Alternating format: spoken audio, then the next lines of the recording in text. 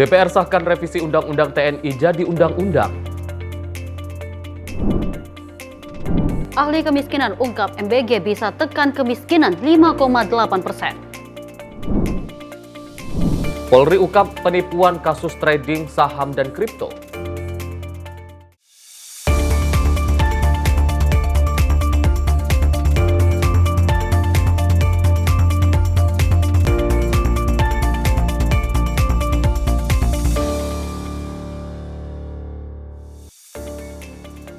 Halo, selamat malam pemirsa. Senang sekali kami menyapa Anda pada malam hari ini dengan sejumlah informasi lainnya tentunya. Dengan selain 4 informasi tadi pemirsa, kami juga mengantarkan sejumlah kegiatan dan juga kebijakan dari Menteri Kabinet Merah Putih. Termasuk informasi seputar peristiwa yang terjadi hari ini dan juga informasi dari dunia olahraga yang nanti akan kami sajikan dalam Menyapa Malam Sport. Bersama saya Arfi Fai. Dan saya Dewi Manik, simak informasi Menyapa Malam untuk Anda.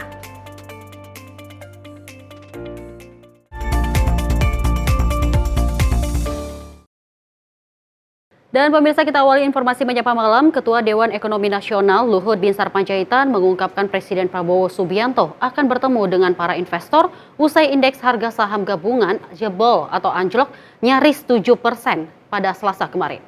Dan disiplin fiskal juga akan dijaga untuk memastikan IHSG stabil dan kepercayaan investor menguat. Presiden Prabowo Subianto akan menemui investor pasar modal menyusul anjloknya indeks harga saham gabungan atau IHSG. Disiplin fiskal juga akan dijaga untuk memastikan IHSG stabil dan kepercayaan investor menguat. Luhut mengatakan rencana pertemuan ini sedang diatur oleh Seskap Letkol Teddy Indrawijaya. Luhut menilai kebetulan saja IHSG jeblok hingga 6%. Ia mengatakan hari ini IHSG sudah mulai bangkit kembali. Ya, kebetulan kita 6%. Nah itu, berarti kan sebenarnya ada satu ketidakpercayaan dari investor kan Pak? Enggak, sebenarnya ya ada saja bisa terjadi peristiwa persekutuan. Tapi saya pikir sudah hari ini kan sudah rebound. Tapi saya kira ya kita awasin dengan cermat lah ke depan semua ya. Kalau dari Den sendiri ada saran nggak sih Untuk menjaga kondisi ekonomi dan kepercayaan Ya investor tadi itu Presiden tetap sudah menyatakan tadi bahwa beliau tetap akan hati-hati dengan masalah disiplin fiskal, dan itu saya kira betul-betul dihitung dengan baik. Ya. Artinya kepercayaan investor masih ada pasti pertemuan tadi Pak. Apa ya? Kepercayaan dibahas nggak sih Pak? Disinggung nggak sih Pak? Oh ya, nanti Presiden akan bertemu dengan market, investor market ya. Kapan itu Pak? Nanti lagi diatur oleh Pak Sekap yang ngatur itu, tanya Pak Sekap lah. Bakal ke bursa. Prabowo lanjutnya juga akan hati-hati terkait disiplin fiskal dan akan dihitung dengan baik. Kondisi ini memicu penghentian sementara perdagangan atau trading halt di bursa saham untuk meredam volatilitas pasar. Dari Jakarta, Dio Malau, Simpo TV melaporkan. Pemirsa, Presiden Prabowo instruksikan Menteri dan juga Dewan Ekonomi Nasional untuk siapkan regulasi penghambat bisnis.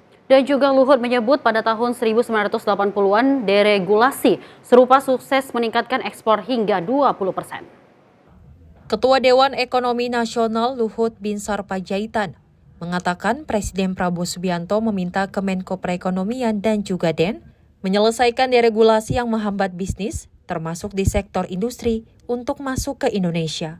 Pernyataan ini disampaikan Luhut setelah bertemu Prabowo dan anggota DEN di Istana Kepresidenan pada Rabu 19 Maret 2025. Dalam keterangannya, Luhut menjelaskan Prabowo menginstruksikan untuk mengevaluasi regulasi yang bisa menghambat investasi masuk ke Indonesia. Ia memberi contoh di mana tim serupa pernah dibentuk pemerintah pada tahun 80-an yang berhasil meningkatkan ekspor secara signifikan. Tadi Presiden sudah memberikan instruksi untuk kita melakukan deregulasi di banyak hal. Jadi seperti tadi dilaporkan Pak Dede, pada tahun 80-an pemerintah juga pernah melakukan itu. Itu bisa meningkatkan ekspor kita sampai 20%. Dan sekarang kita kerjakan dan sudah mulai tim dari tempat Pak Erlangga dan tempat DEN itu bekerja sama untuk menyiapkan masalah deregulasi ini. Pada kesempatan yang sama, Luhut menambahkan bahwa ratas akan diadakan minggu depan untuk menindaklanjuti tim khusus tersebut dengan harapan langkah konkret dapat segera diterapkan. Tim redaksi Simpo TV melaporkan. Kita beralih dengan informasi lainnya pemirsa. Wakil Presiden Gibran Rakabuming Raka meninjau lokasi kegiatan para siswa di SMA Bunda Mulia Jakarta saat mengikuti program nasional digital AI. Dan kegiatan tersebut bertujuan untuk memperkenalkan teknologi AI di bidang pendidikan sekaligus mendorong proses belajar mengajar.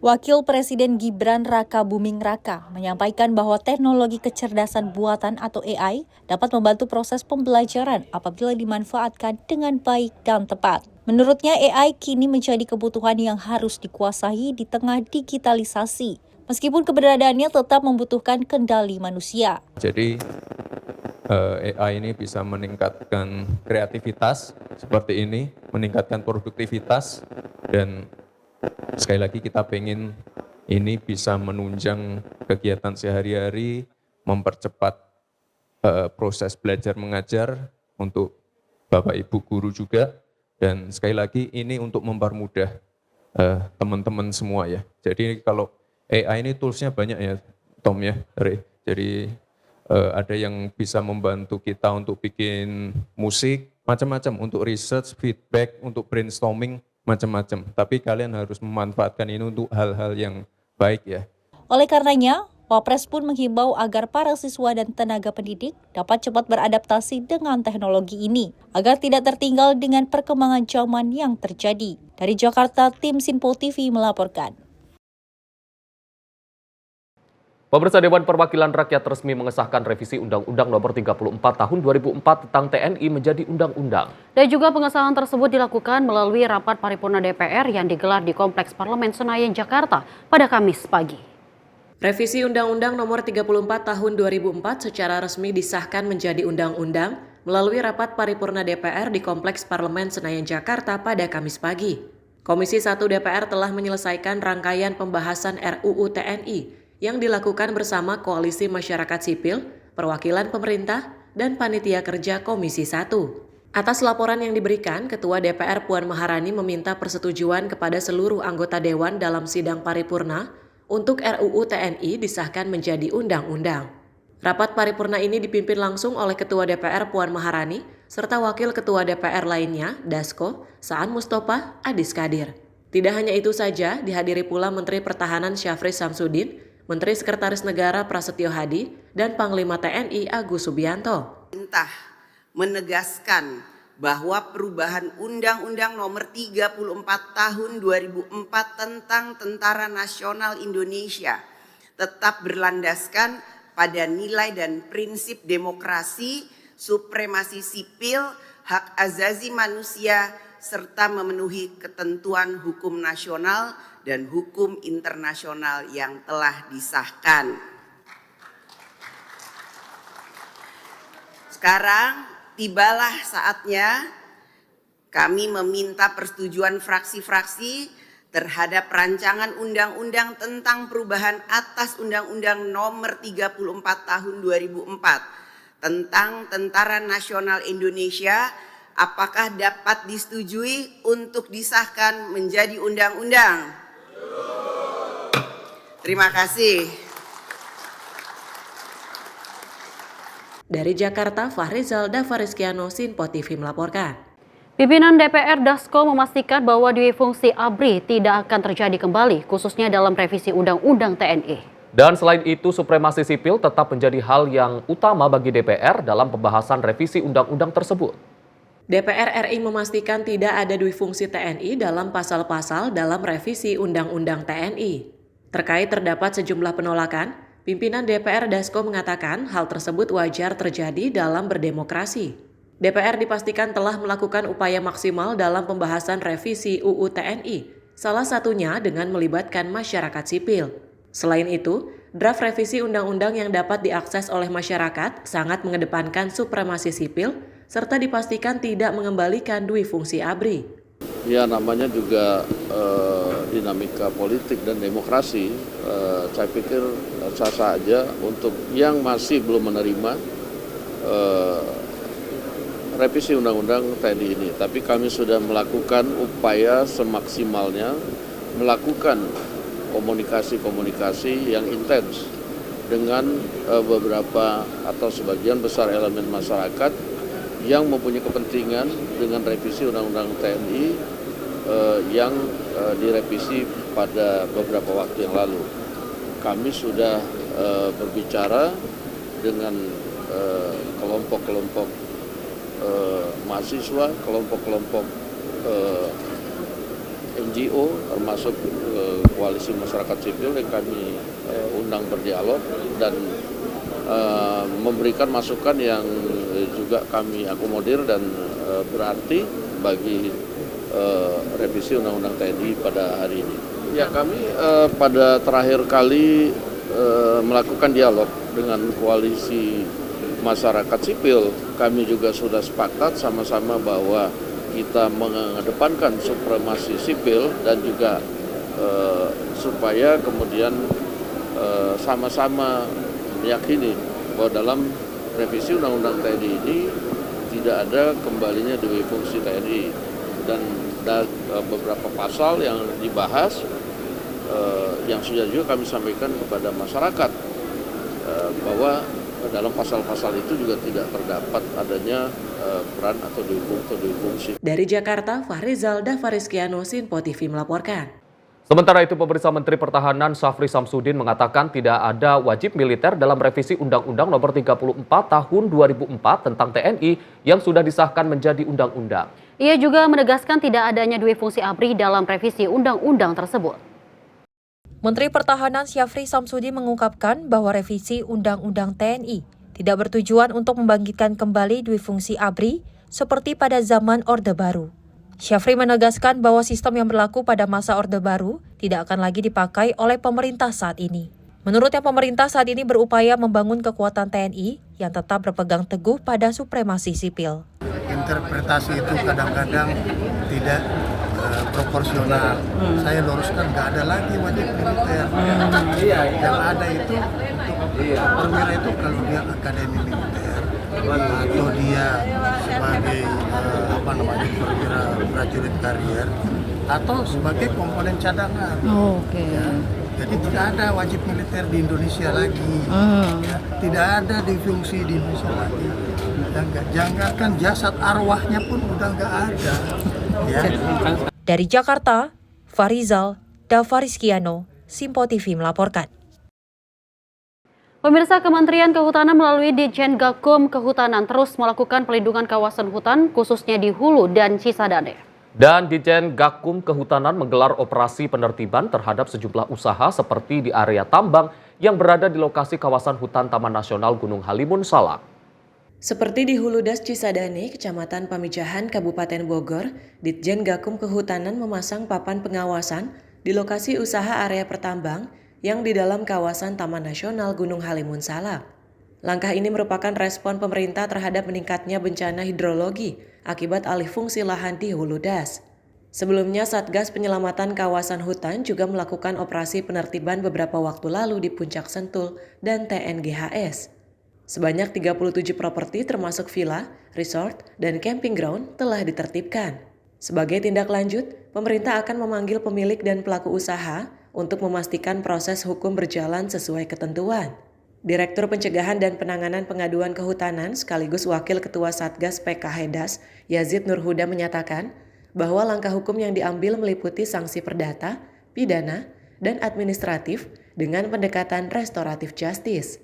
Menurut Yazid, penertiban ini adalah langkah konkret melindungi dan memulihkan fungsi hutan sebagai penyangga kehidupan. Pengawasan dan penegakan hukum akan terus ditingkatkan untuk melindungi kawasan hutan dari aktivitas ilegal. Sore, pada hari ini kita tanggal 19 ya, tanggal 18 Maret 2025, kami dari tim Satgas Penyelamatan Kawasan Hutan pada daerah aliran sungai melakukan kegiatan kembali ke lapangan. Dan hari ini kami melanjutkan giat di Das Cisadane. Kalau kemarin kita melakukan pengawasan di 15 titik villa di Das Cisadane, kami sekarang juga melakukan pengawasan kawasan hutan di Das Cisadane, di mana di sini ada kegiatan berupa jalan ya yang dipergunakan untuk kegiatan usaha yang nanti akan kita lihat perkembangan perizinannya yang dipunyai.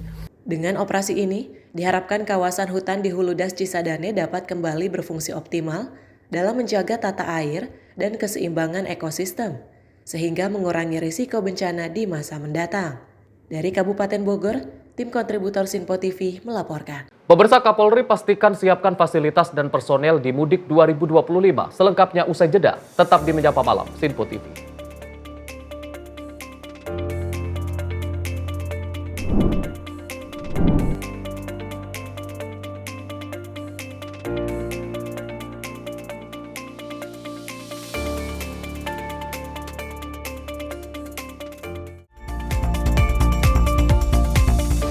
Pemirsa, Sinpo TV kembali hadir menemani Anda dengan berbagai informasi yang telah kami rangkum dalam sepekan. Sajian lengkap informasi sepekan kami hadirkan untuk Anda.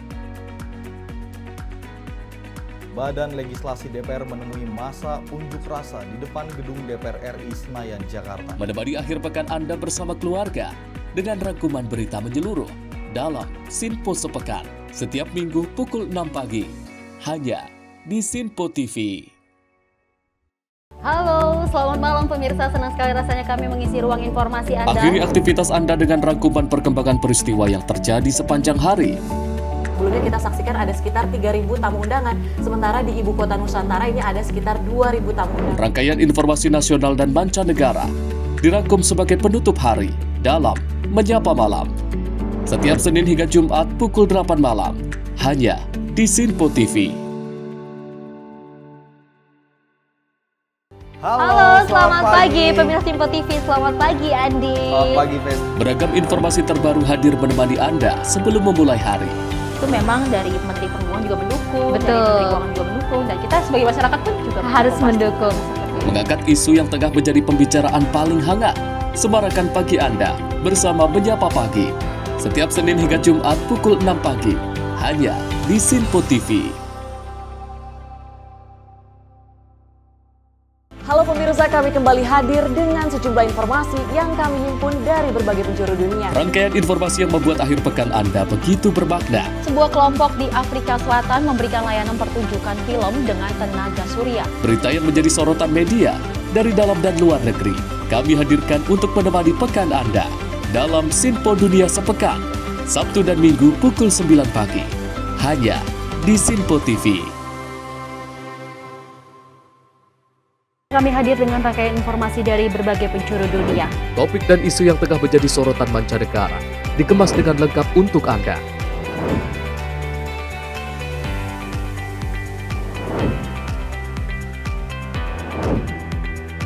Peristiwa penting yang terjadi dari berbagai belahan dunia kini hadir dalam Sinpo Dunia setiap Senin hingga Jumat pukul 7:30 malam hanya di Sinpo TV.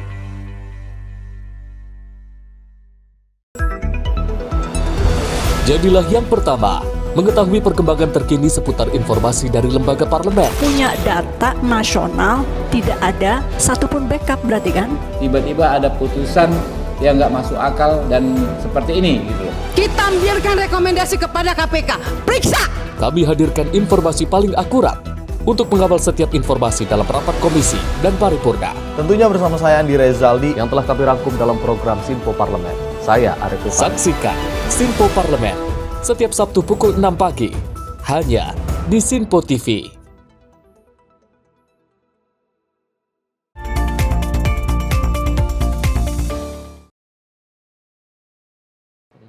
Terima kasih pemirsa, Anda kembali menyaksikan informasi Menyapa Malam. Kita lanjutkan. Jelang arus mudik lebaran 2025, Kapolri Jenderal Listio Sigit Prabowo ini meninjau langsung posko terpadu di Pejagan Kabupaten Brebes, Jawa Tengah. Dan peninjauan ini dilakukan untuk memastikan kesiapan arus mudik dan juga pelayanan kepada pemudik, khususnya para pengendara sepeda motor.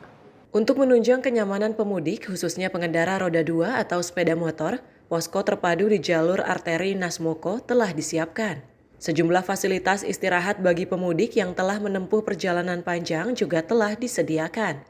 Kapolri Jenderal Polistio Sigit Prabowo mengatakan, bagi pengendara sepeda motor yang alami kelelahan, disediakan layanan transportasi gratis dengan kendaraan roda 4.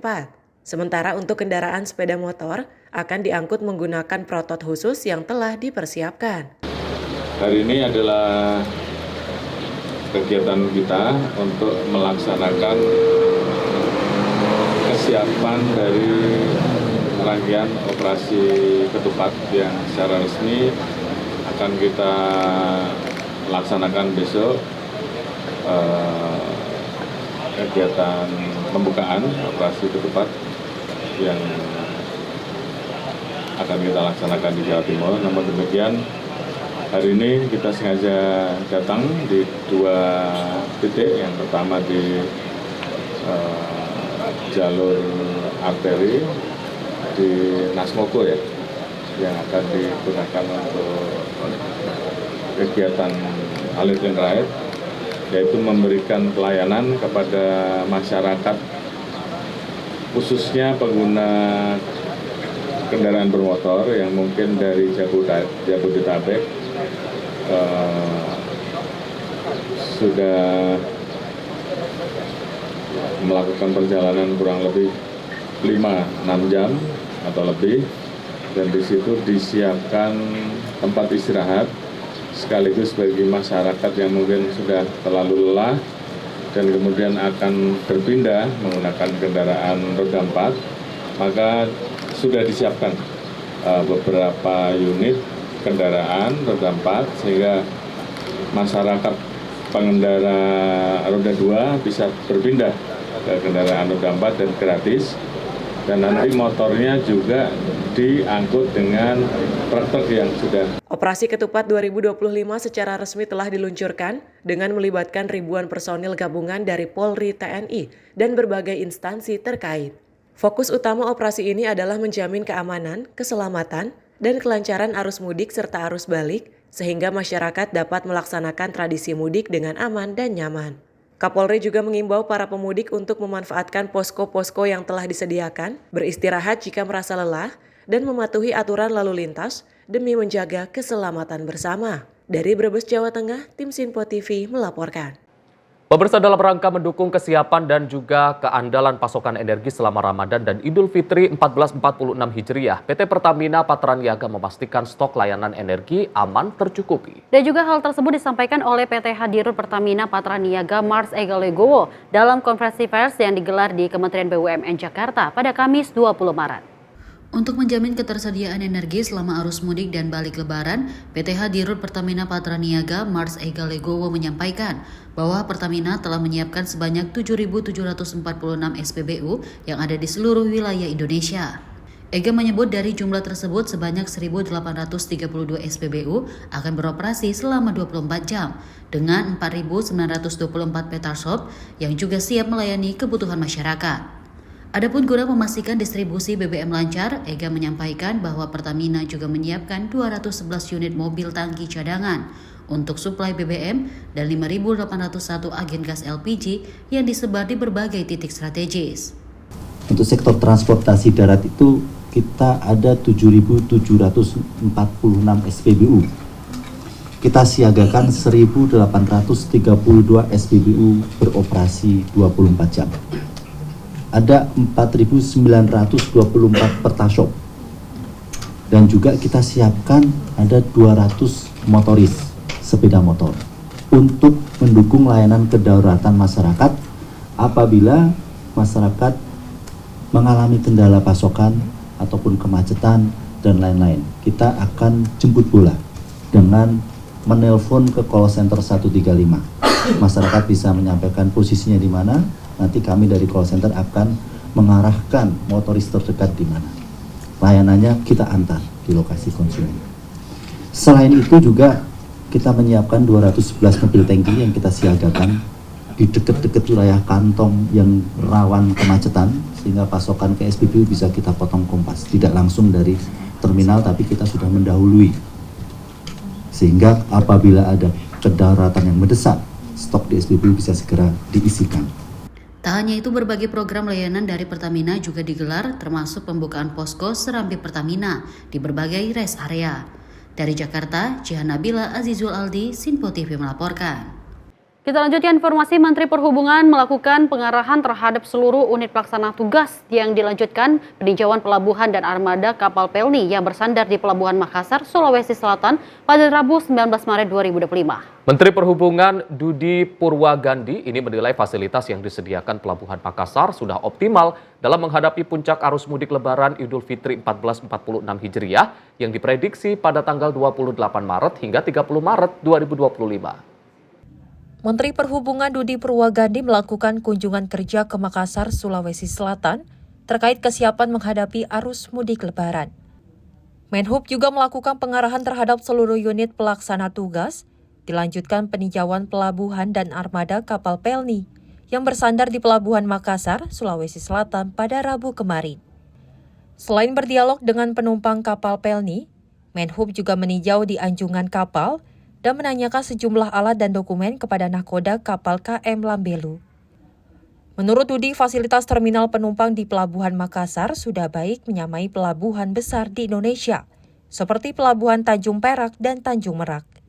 Selain itu, kapal penumpang yakni KM Lambelu juga sudah memberikan pelayanan yang optimal pada penumpang baik dari segi kebersihan dan kenyamanan penumpang. Sementara itu, Kepala Cabang PT Pelni Makassar, Darman, mengatakan pihak Pelni terus melakukan semua pengecekan atau real check untuk kesiapan laik laut kapal.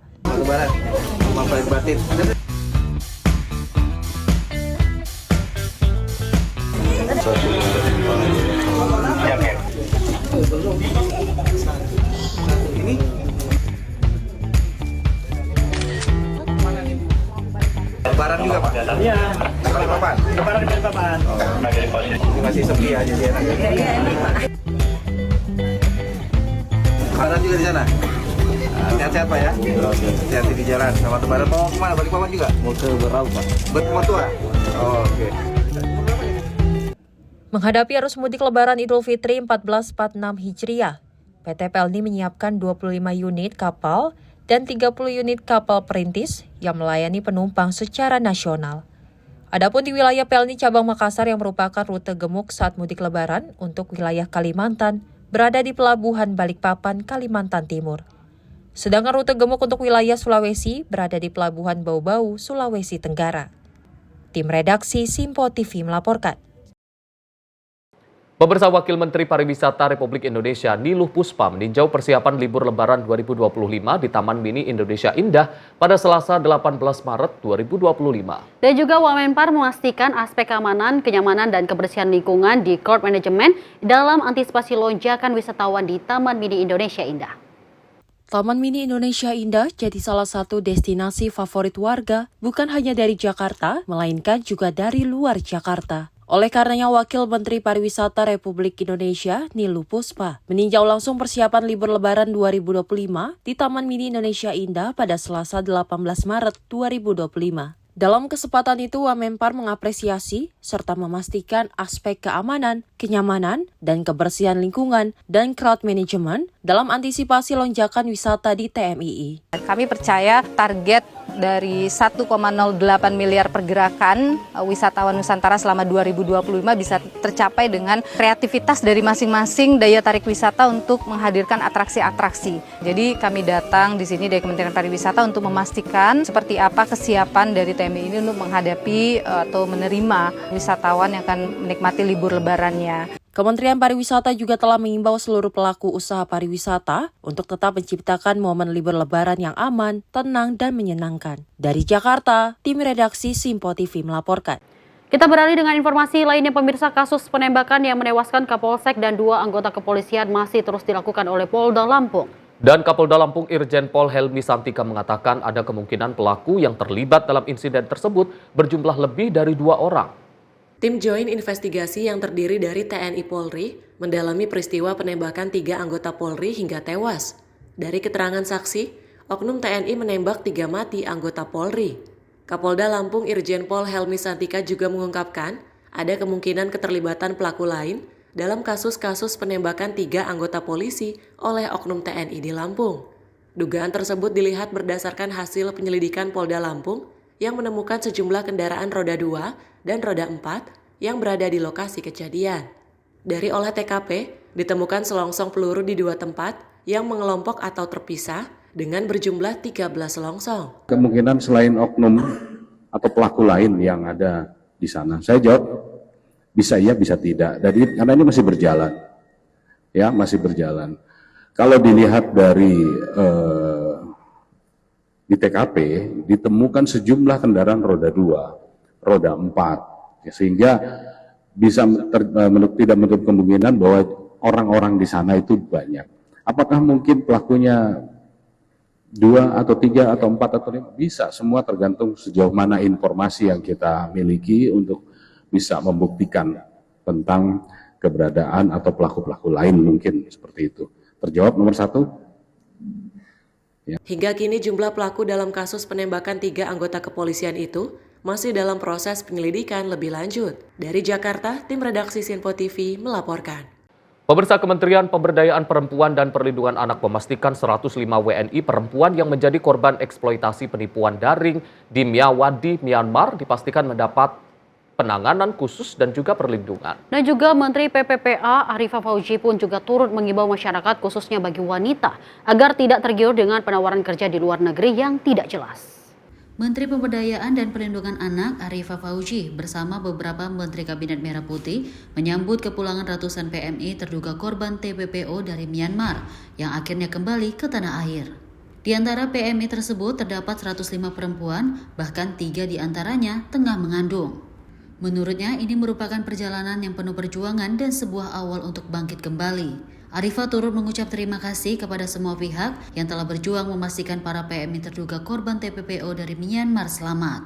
Dalam hal ini, Kementerian PPPA siap mendampingi dengan bantuan spesifik dan perlindungan yang mereka butuhkan. Dari Kementerian Pemberdayaan Perempuan telah menyiapkan perlengkapan khusus terkait dengan kedatangan WNI dari Myanmar yang perempuan.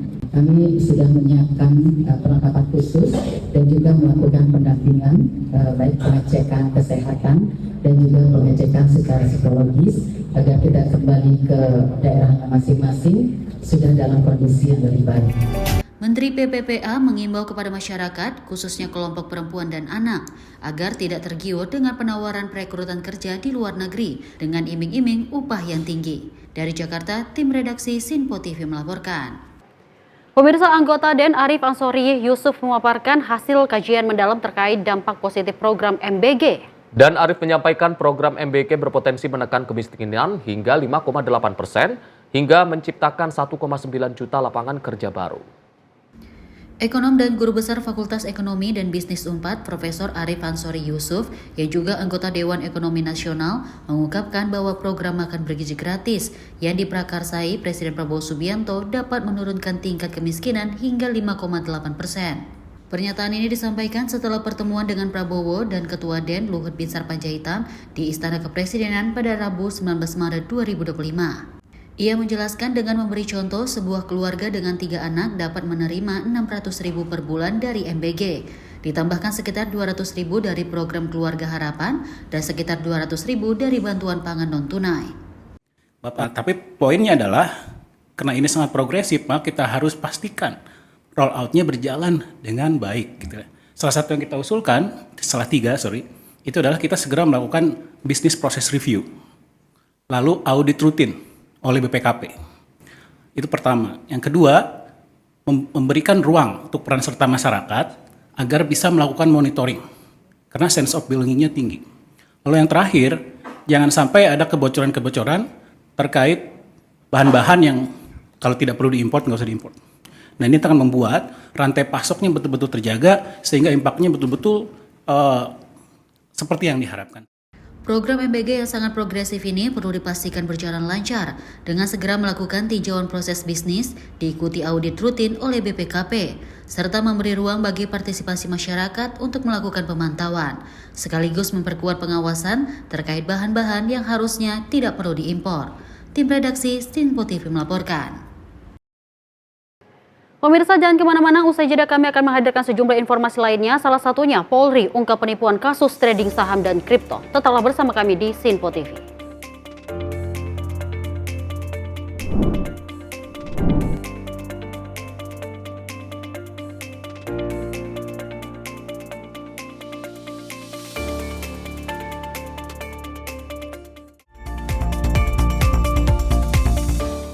Pemirsa Simpo TV kembali hadir menemani Anda dengan berbagai informasi yang telah kami rangkum dalam sepekan. Sajian lengkap informasi sepekan kami hadirkan untuk Anda. Badan Legislasi DPR menemui masa unjuk rasa di depan gedung DPR RI Senayan, Jakarta. Menemani akhir pekan Anda bersama keluarga dengan rangkuman berita menyeluruh dalam Sinpo Sepekan setiap minggu pukul 6 pagi hanya di Sinpo TV. Halo, selamat malam pemirsa. Senang sekali rasanya kami mengisi ruang informasi Anda. Akhiri aktivitas Anda dengan rangkuman perkembangan peristiwa yang terjadi sepanjang hari.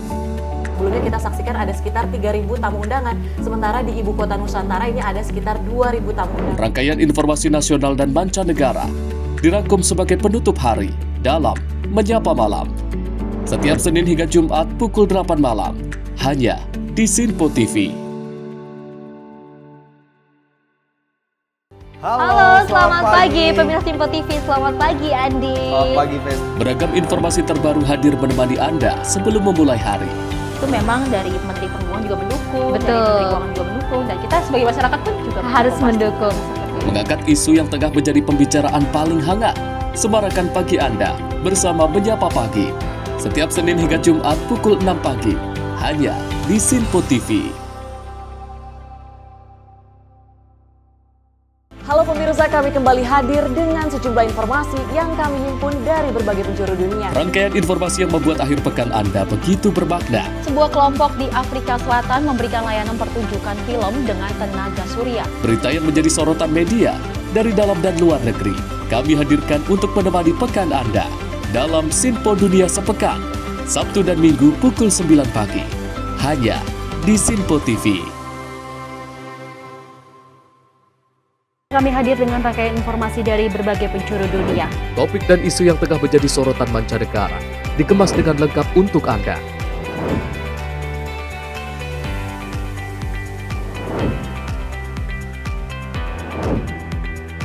Peristiwa penting yang terjadi dari berbagai belahan dunia kini hadir dalam Sinpo Dunia setiap Senin hingga Jumat pukul 7:30 malam hanya di Sinpo TV.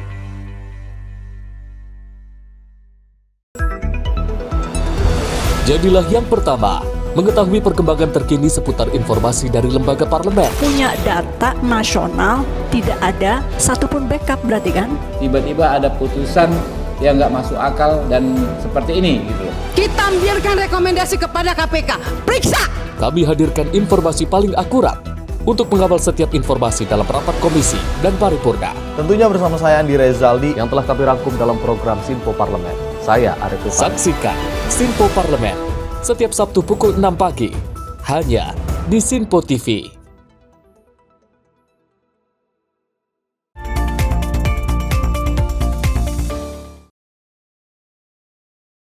Pemirsa, Anda kembali menyaksikan Menyapa Malam Sinpo TV. Direktorat Tindak Pidana Siber Barreskrim Polri berhasil mengungkap kasus penipuan dengan modus investasi kripto dengan jumlah korban sebanyak 90 orang lebih. Dan juga total kerugian dari kasus penipuan investasi kripto yang dialami para korban diperkirakan mencapai 105 miliar rupiah.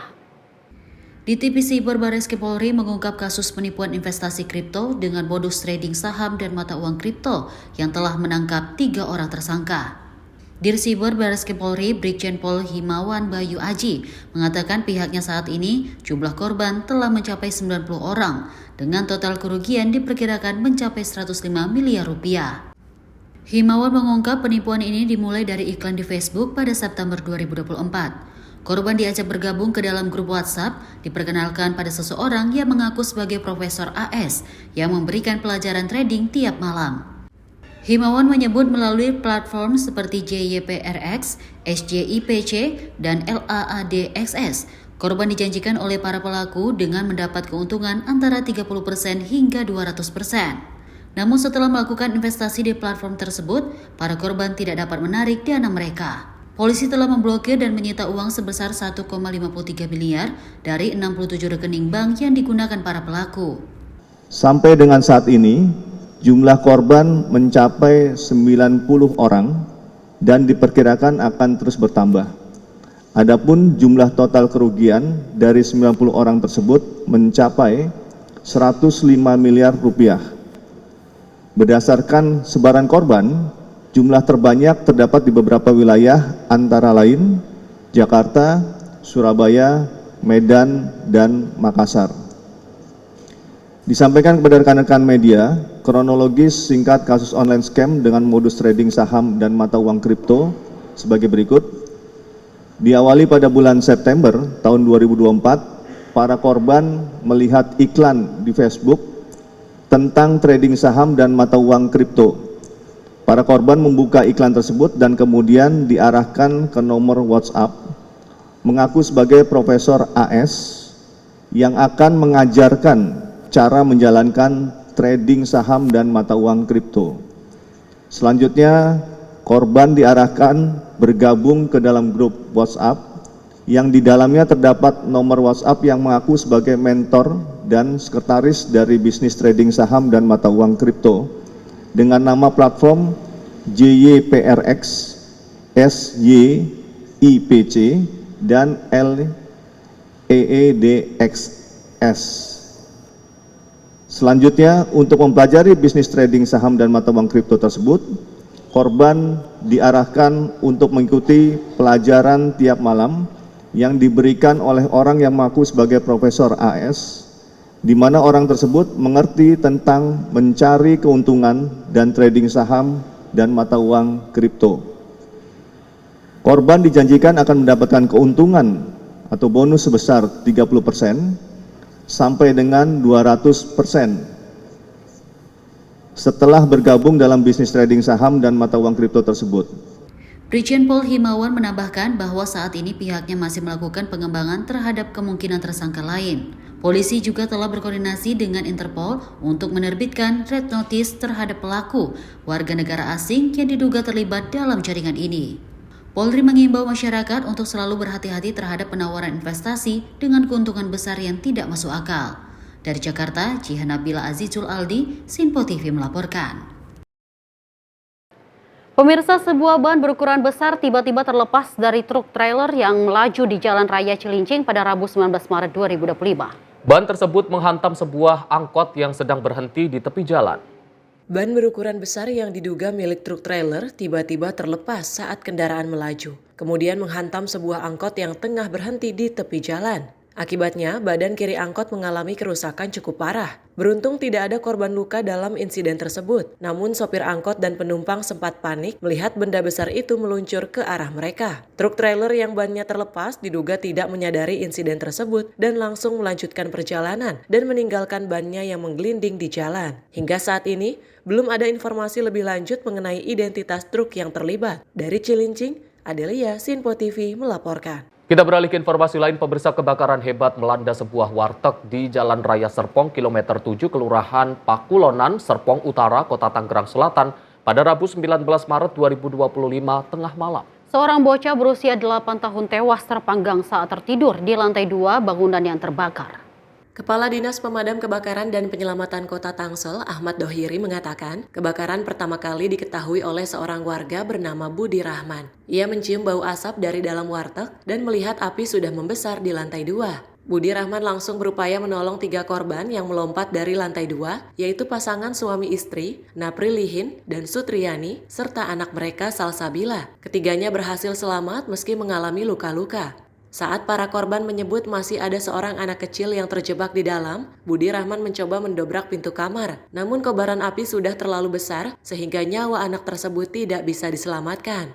Sementara jenazah anak tersebut telah dibawa ke RSUD Kabupaten Tangerang dan korban yang mengalami luka-luka dirawat di RSU Serpong Utara. 3 unit pemadam dikerahkan setelah laporan diterima dan api berhasil dipadamkan. Kebakaran yang diduga akibat korsleting listrik sementara masih dalam proses perhitungan total kerugiannya. Dari Tangerang Selatan, Adelia, Sinpo TV melaporkan. Sementara itu, pemirsa, ratusan warga Green Lake City, Kecamatan Cipondoh, Kota Tangerang berunjuk rasa pada Rabu 19 Maret 2025 menolak pengaktifan mesin parkir berbayar yang dipasang sepihak oleh Tangerang Nusantara Global. Dan warga merasa dirugikan karena pemasangan dilakukan diam-diam tanpa persetujuan meski masih dalam tahap mediasi dengan pemerintah Kota Tangerang. Seorang perwakilan warga, HA, mengungkapkan bahwa surat pemberitahuan pemasangan yang beredar sebelumnya tidak memiliki tanda tangan jelas dan mediasi yang telah dilakukan juga tidak membuahkan hasil. Namun mesin parkir tetap diaktifkan tanpa ada pemberitahuan lebih lanjut. Selain keberatan atas kebijakan yang dianggap sepihak, warga juga khawatir dampak ekonomi terhadap UMKM dan pekerja, seperti kurir paket yang pendapatannya bisa tergerus akibat tarif parkir. Aksi unjuk rasa ini menjadi bentuk penolakan warga terhadap kebijakan yang dianggap merugikan mereka. Warga berharap pihak pengelola dan pemerintah Kota Tangerang segera meninjau ulang kebijakan tersebut agar tidak semakin menekan kondisi ekonomi masyarakat di Green Lake City. Dari Tangerang, Adelia, Sinpo TV melaporkan. Pemirsa, kawanan maling motor nekat beraksi di tengah ramainya aktivitas di Jalan Damai, Petukangan Selatan, Pesanggerahan, Jakarta Selatan pada Selasa pagi, 18 Maret 2025 pukul 5.30 waktu Indonesia Barat. Dan juga aksi pencurian ini terjadi di dekat STIE Bakti dan berhasil menggasak satu unit sepeda motor Honda Beat yang berwarna hitam.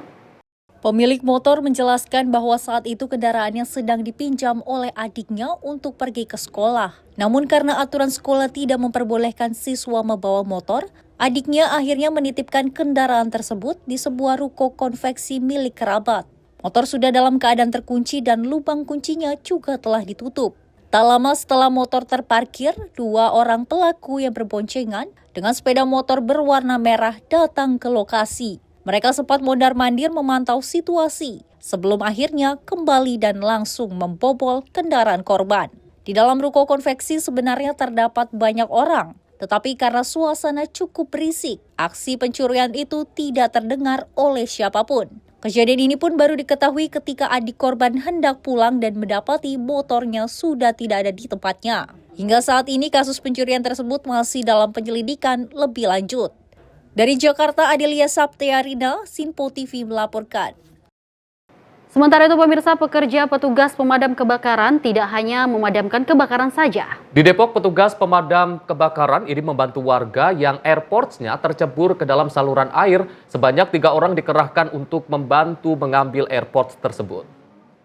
Inilah video yang memperlihatkan saat petugas dari Dinas Pemadam Kebakaran dan Penyelamatan Kota Depok membantu mengambil AirPods milik seorang warga yang jatuh ke saluran air pada Selasa 18 Maret 2025. Momen ini dibagikan melalui akun sosial media Instagram @depokfirerescue113. Sebelumnya pada pukul 21.30 waktu Indonesia Barat, Dinas Pemadam Kebakaran dan Penyelamatan Kota Depok Pos Merdeka menerima laporan adanya sebuah AirPods yang terjatuh di saluran air. Menanggapi laporan tersebut, sebanyak 3 orang petugas dikerahkan menuju ke lokasi di Jalan Raya Japat RT 08, RW 1, Kelurahan Abdi Jaya, Kecamatan Sukmajaya, Kota Depok. Dari video yang dibagikan terlihat seorang petugas mengarahkan senter, sementara petugas lainnya menurunkan magnet yang telah diikat tali untuk mengambil AirPods tersebut. Petugas juga berhasil mengambil AirPods tersebut lalu dikembalikan kepada pemiliknya. Tim redaksi Sinpo TV melaporkan. Dan pemirsa, informasi tadi menutup perjumpaan kita dalam informasi Menyapa Malam kali ini. Saya Deo Manik, terima kasih atas kebersamaan Anda. Sampai jumpa.